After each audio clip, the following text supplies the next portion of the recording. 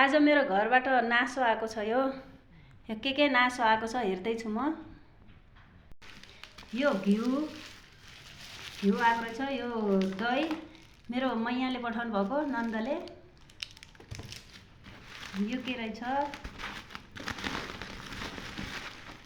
यो चामलको पिठो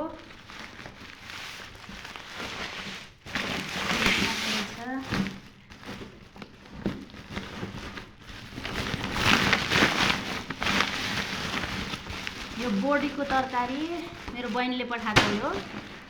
यो मासको दाल,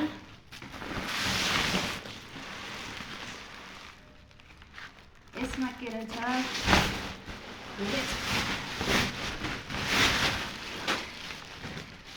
यो के रहेछ? पिँडालुको तरकारी खानु, पिँडालु। यो चिउरा, यो चिउरा घरको बारीको आफ्नै।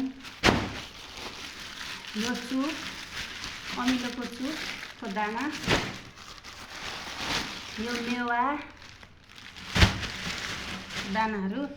यो केरा, माउको दाल, महेन्द्रनगर कञ्चनपुरबाट आएको सामान हो। यो अरू सबै चामलहरू हो। यो आफ्नै बारीको एकदम अर्ग्यानिक। सबैलाई धेरै धेरै धन्यवाद, सबै फ्यामिलीहरूलाई, मेरो घरको सबै परिवारलाई यो माया पठाइदिनु भएकोमा हजुरहरूलाई